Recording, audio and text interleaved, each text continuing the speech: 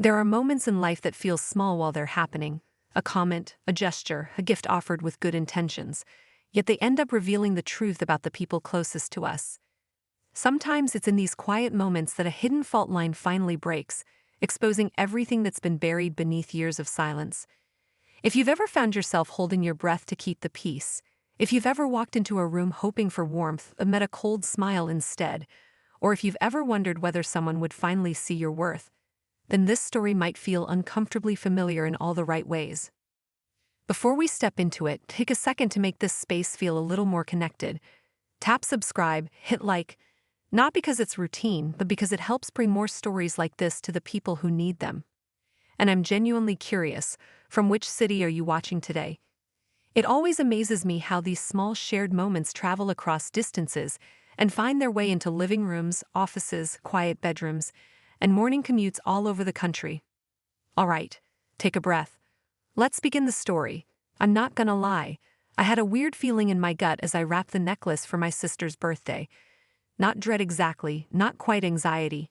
Just that sharp little ache behind the ribs that shows up when you're doing something vulnerable, and you know it might not land the way you hope. Still, I wrapped it carefully. Pale gold paper, a white satin ribbon, and the little velvet box tucked in the center like a secret. The necklace wasn't extravagant. Just a small gold pendant, subtle and soft, with the letters T and L etched into the back in tiny script, for Tessa and Lauren. Not designer, not flashy, but sentimental. A quiet gesture to say, I remember when we were close. I remember when you weren't like this. Lauren's turning 35. For most people, that's just a number. For Lauren, it's a performance. The event was curated like a Vogue spread, rooftop bar in Manhattan, string lights, champagne towers, a harpist playing ambient versions of pop songs, waiters with bowdies, leather-bound menu cards, a live Instagram reel being filmed at the corner of the room with a ring light, and a girl in heels holding the camera. I walked in alone, wore my best navy blue dress, the one that hugs my waist just enough to feel elegant without screaming "notice me." I kept the gift in my clutch, hoping the simplicity of it would whisper something more meaningful than all the flashy bags on the gift table. I don't even know why I tried. Maybe I was clinging to some soft, dusty part of our childhood, the part where she braided my hair during thunderstorms and slipped little notes under my door after we fought. But those moments are fossils now, buried beneath years of backhanded comments, eye rolls, and icy silences. Still, I wanted the necklace to be a bridge, a tiny olive branch wrapped in ribbon. The party unfurled like a scene from a lifestyle magazine. Everyone was laughing a bit too loud, sipping cocktails with names like Lauren's Luxe Lemon Drop. I found myself at the edge of the circle more often than not, politely smiling when people looked in my direction, retreating into the corners of conversations like smoke drifting away from a fire. I waited for the present opening, sitting still, sipping slowly. There was a lineup, an actual lineup, where guests brought their gifts forward while someone from Lauren's PR firm filmed it for content. She opened everything with exaggerated surprise, the Gucci clutch from her friend Kendra, a MacBook Air from Josh, her husband, and a weekend spa retreat from their Pilates group. And then came mine. I handed it to her quietly, a soft smile on my lips, the kind I've mastered over the years, gentle, cautious, almost hopeful. She tore the ribbon without looking at me, opened the velvet box and blinked at the necklace like it was a bug on her dinner plate. "Oh my God," she said, laughing, loud, shrill. "Performative. Is this jewelry? From Etsy or something?" She held it up with two fingers, the way you might hold a used tissue or a wilted flower. The room followed her cue, as they always did. Laughter trickled around us like a slow, cruel wave. Her friends, Josh, even cousin Mia, who I once thought might actually get me, let out a short, embarrassed giggle before hiding behind a glass of rosé. Lauren wasn't done. "Tessa," she added, voice dripping with condescension. "This is embarrassing. You didn't have to get anything, honestly." Something cracked behind my ribs, something that had held strong for years. I felt my face flush, that hot, blotchy kind of red that starts at the chest and creeps upward like ivy. But I smiled. Of course I smiled. I'd always smile when I'm humiliated. It's the armor I built growing up in her shadow, a pretty little mask that says I'm fine, really, even when I'm not. She set the necklace down on the table like a mistake. And that's when it happened. Not a decision, not a reaction, but something deeper. like a string being plucked inside me. The kind of note that resonates through your bones and tells you enough is enough. I reached into my clutch again. Not for my phone, not for my keys. For the envelope.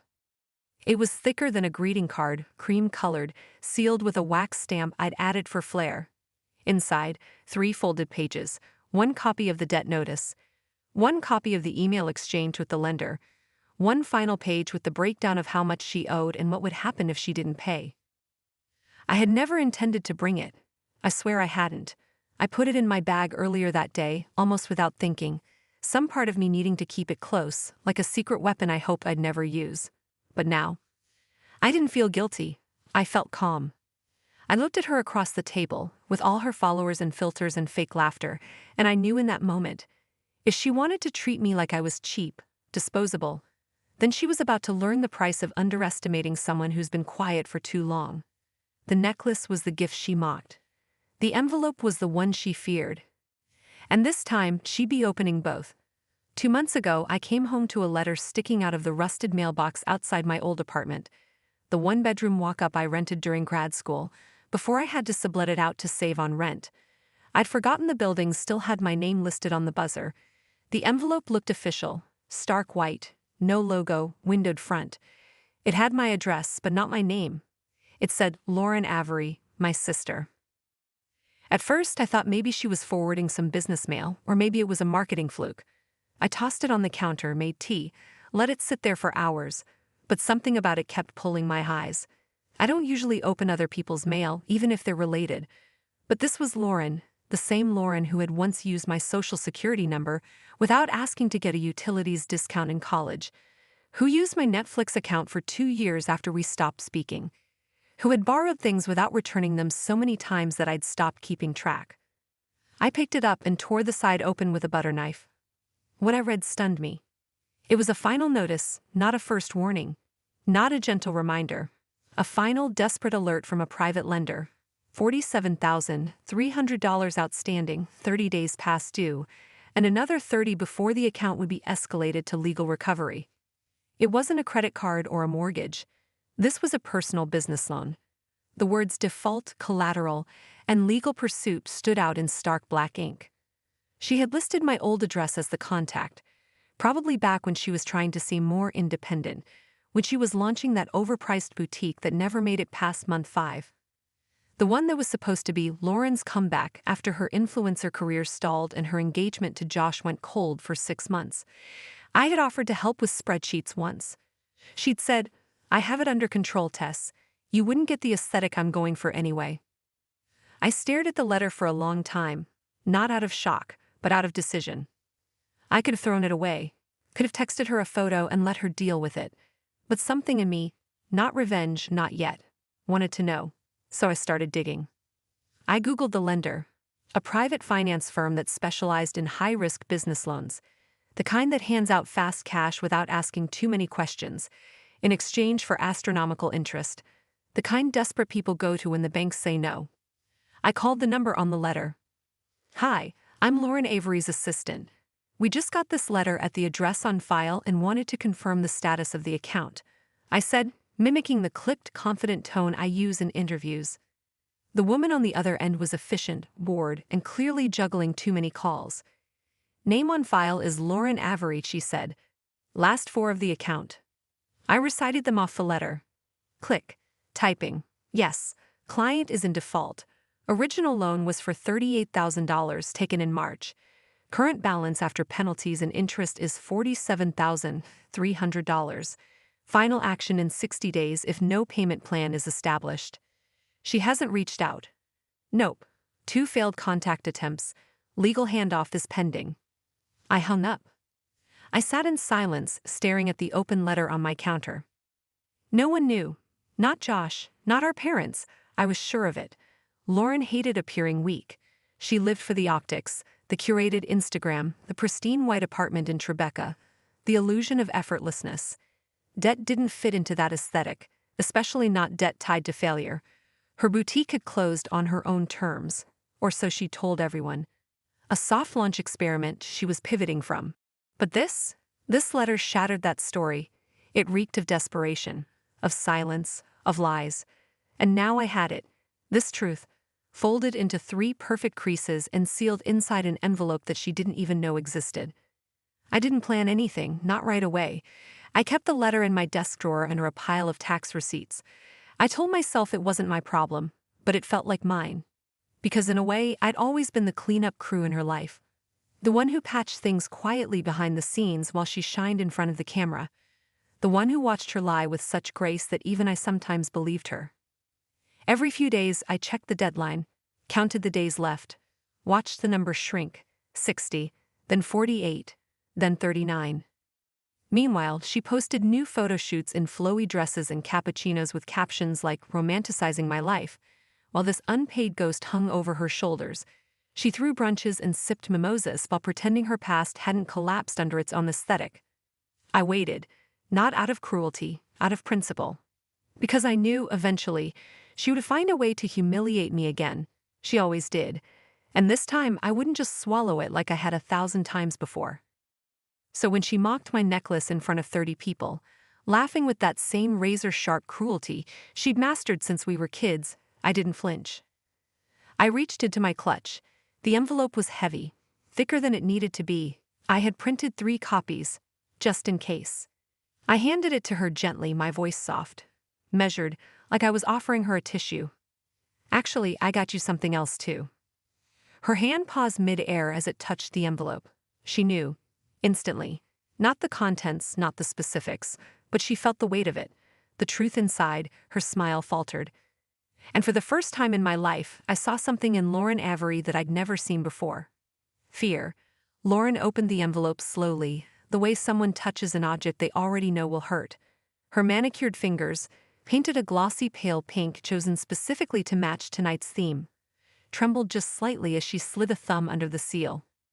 The wax cracked with a sound far too loud in the suddenly quiet rooftop room. The chatter, once an easy hum of brighting stories and designer fragrances and perfectly timed laughter, thinned to a faint static. Even the harpist paused mid-melody as if her fingers sensed the shift in the air before her mind caught up. Lauren unfolded the first page. Her eyes scanned the top line, the lender's letterhead, the bolded final notice, the date. She blinked once, twice, then she flipped to the second sheet. The edges of the paper quivered, her face drained of color like someone had opened a valve inside her chest. This is private," she whispered, but it wasn't really a whisper. It was a gasp stitched to a plea, and it wasn't directed at me. It was aimed at the universe, at fate, and whatever cruel twist of timing had placed that envelope back into her hands on this night of all nights. "Yeah," I replied, my voice steady, almost gentle. "So was the necklace." That sentence hung in the air like a suspended blade. Silence followed. Not awkward silence, but a silence so full it felt physical, like the room itself had inhaled and refused to exhale. Every pair of eyes fixed on her. The rooftop lights flickered in long streaks across the chrome tabletops, reflecting in the untouched glasses of champagne. Even the city sounds, sirens, distant honking, the low whir of traffic, seemed to dim beneath the weight of what had cracked open between us. No one laughed. The same mouths that had smirked and whispered minutes earlier were now frozen mid-expression, caught between shock and fascination. Something cold rippled across the room, like wind through tall grass. Josh leaned forward in his chair. His movements were slow, controlled, the exact opposite of the man who had earlier bragged loudly about closing a $90,000 deal. His eyes locked on the letter as if it were a snake in the center of the table. "What is that?" he asked. His tone carried no anger yet, just confusion sharpened with dread. The kind of dread that only comes when a man realizes he may not know his wife as well as he thought. Lauren didn't answer him. Couldn't. Her throat worked, but nothing came out. Her fingers tightened around the paper until small creases formed along the edges. So I answered. "It's a loan notice," I said softly. "A final one. From a private lender she borrowed from 2 years ago. Apparently, she used my old address. I figured she'd want it back before it ends up in court." The word court hit harder than any accusation. It echoed in the stillness like the first drop of water in an empty well. Josh's jaw shifted, tightening with a mix of disbelief and dawning betrayal. His eyes flicked to her face, searching, pleading silently for her to say something, anything, that would unravel the knot forming in his chest. She didn't speak. Across the table, Mia lowered her roses so slowly it was as if her arm weighed twice its normal heaviness. Her earlier amusement evaporated, replaced by a look that hovered between guilt and morbid curiosity. She was witnessing something that wasn't meant to be public, and she knew it. My mother's eyes widened behind her glasses. Her fingers fluttered once over her necklace, a nervous gesture she'd had since childhood. My father, ever the stoic man, adjusted his tie even though it didn't need adjusting. His face revealed nothing, but his posture had shifted. He was braced for impact. I stood up, not dramatically, not with any sense of triumph. I simply rose, smooth and quiet, like someone excusing herself from a polite dinner. I reached for my purse, slipping the strap over my shoulder. Lauren remained motionless, still clutching the papers, as if letting go might make them any less real. I stepped toward her and leaned in. The light above us cast a faint glow on her face, pale, stunned, trembling around the mouth. For the first time in years, she wasn't performing. She wasn't posing. She wasn't the polished, curated version of herself she served to the world like a brand. She was just Lauren, raw, frightened, caught in the sudden collapse of her carefully built world. I placed a soft kiss on her cheek, not mocking, not cruel, just final. "Happy birthday," I whispered. "Hope this one's memorable." Her breath hitched, a tiny broken sound only I heard. Then I turned and walked out. My heels clicked against the tile, each step measured and calm, the room parting around me like water. Behind me, no one moved. No voices rose, no laughter returned. The silence followed me out through the rooftop doors and into the cool Manhattan air, heavy and bright and strangely peaceful. And for the first time in a very, very long time, I wasn't the one who left feeling small. Lauren didn't speak to me for 2 weeks. Not a single word, no texts, no calls, not even a petty Instagram story with a passive-aggressive quote, which from her was almost a form of communication. Just complete silence, a vacuum of response that would have once sent me spiraling into guilt or second-guessing. But not this time. Her silence wasn't confusing, it was confirmation. Proof that I'd hit something real. Something she couldn't laugh off or twist into a performance for likes. She built her entire adult life around controlling perception, from the filtered brunch photos to the fake brand collabs to the overdited stories of her resilience and hustle. But this was raw. This was unspinnable. A few days after the rooftop incident, my mom called. It was a strained, fidgety kind of call, the kind where the silences say more than the words. "Hey, sweetie," she began, voice brittle. "I just wanted to check in, after the party." I could almost see her twisting the phone cord around her fingers like she used to do when we were kids, a nervous tick that came out whenever she was caught between her 2 daughters. "I didn't mean to make a scene," I said flatly, giving her an out she could grab if she wanted. She hesitated. "It's just, you didn't need to embarrass her like that, in front of everyone." Ah, there it was. I closed my eyes and leaned back into the couch, feeling that familiar burn rise up. The one I used to get when Lauren would call me names at dinner and Mom would just smooth her napkin and say, "Let's all try to be nice." "She embarrassed herself," I replied. "All I did was hold up a mirror. She's hurt Tessa." I was humiliated, publicly, on her birthday. Again, my voice stayed calm, but my chest was tight. "And you know what, Mom? You keep saying we used to be so close. When? When I was her personal errand runner. When she borrowed my clothes without asking, insulted my weight, and laughed if I cried." "That was years ago," she murmured, but the words were paper thin. Even she didn't believe them. "Exactly. Years," I said, and I stayed quiet every single time. I smiled. I swallowed it. I let her mock me and move on like I was a punching bag with a face. There was silence on the other end. Then, in a voice barely above a whisper, she said, "I just don't want the 2 of you to be strangers." "We already are," I answered. And it was true. Lauren and I had been strangers for a long time. We just hadn't admitted it. We played our roles at holidays. We posed for photos with champagne and matching fake smiles. But behind closed doors, we didn't talk. We didn't share. She didn't know who I was. And until recently, I wasn't even sure she cared to. The next call didn't come from my mother. It came from Josh. I saw his name flash across my phone one night while I was stirring pasta on the stove. I almost didn't answer, but curiosity won. "Tessa," he said, his voice low and direct, no small talk. I just wanted to say thank you. I didn't speak, let him fill the silence. I had no idea about the debt, none. She told me the boutique closed because she was shifting focus to her social brand. Said she didn't want to be tied down to a physical space. I heard the bitterness tucked between his words. I begged her to see a financial advisor last year, he continued. She said I didn't believe in her. Still, I said nothing. She's been spiraling. I didn't know how bad it was until your envelope showed up. So really, thank you. Someone had to do it. I wanted to say you're welcome. I wanted to say I did it for her own good. But the words tasted sour before they even formed. So I hung up.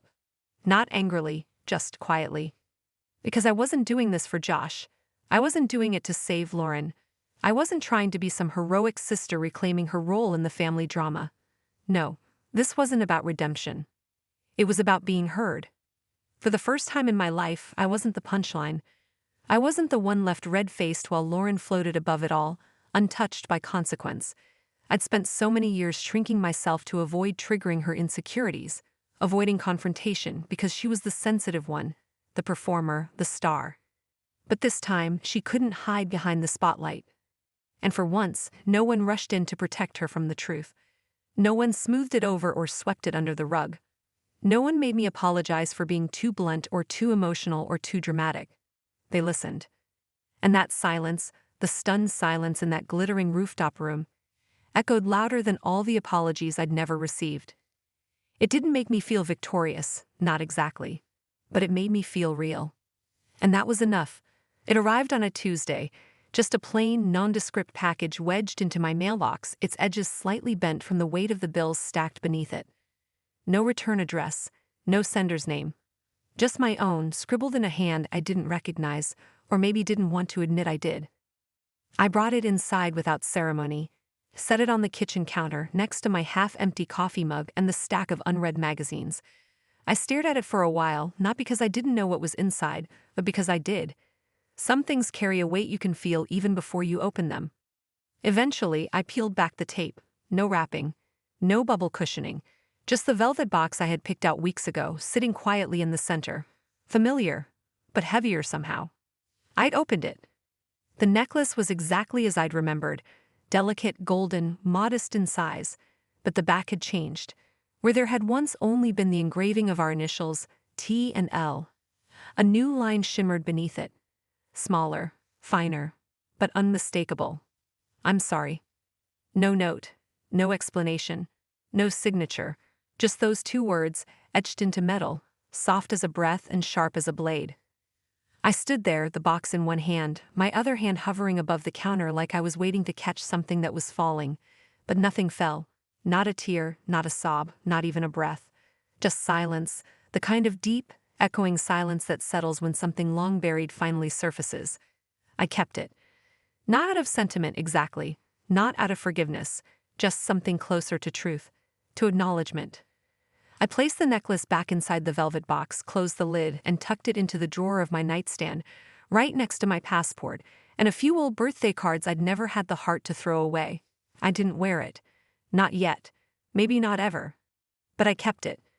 Because that necklace, the one she called cheap, the one that had sparked an unraveling, was the only gift from that night that had any staying power. The designer bags, the monogrammed bathrobes, the gift cards and perfumes, all of them had been swallowed by time, absorbed into closets and drawers, forgotten beneath newer, shinier things. But this had weight. It wasn't the necklace itself. It was what it represented, a shift in gravity, a tear in the mask, a single moment where the truth outweighed the image. For so long, Lauren had moved through life with an elegance built on denial. She knew how to glide past discomfort, how to accessorize over cracks in her story. She curated every inch of her existence like a magazine spread, immaculate, expensive, enviable, and people believed it, because she made it easy to believe. But truth is stubborn. It doesn't care how pretty the packaging is. It finds its way in through the cracks. That envelope had been a crowbar, a wedge between appearance and reality, and the necklace, that simple pendant, had become the thread that unraveled everything. She could return every luxury gift she received that night without consequence, but she couldn't return the truth. The engraving "I'm sorry" wasn't an apology designed to fix things. It wasn't grand or public or performative. It was quiet, almost private, maybe even unfinished, and maybe that's why it meant more than anything she could have said out loud. Because sometimes the loudest thing a person can do is not speak. In that silence, something shifted. Not between us. I don't know if there will ever be a between us again, but inside me. The ache I'd carried since childhood. The ache of being the overlooked one, the underestimated one. Dulled just a little. Not gone, but no longer gaping. I thought about how many times I'd watched her shine while I stood just outside the frame, smiling on cue, holding the camera, clapping in the background. I thought about how many times I'd let her words bruise me without ever showing the mark. And I thought about the irony that the gift she had called embarrassing would be the only one left standing, not in a spotlight, not posted for likes, just there, etched with something real, something costly. The weight of truth. The cost of humiliation. And the value of never underestimating the quiet sister with the soft smile, and the envelope you feared most. That necklace wasn't a peace offering. It wasn't a truce. It was a scar made beautiful, a bruise turned to gold. And when I'm ready, when the echo of that night has faded far enough into the past, maybe I'll wear it, not as a reminder of her, but as a reminder of me. And everything it took to finally be seen.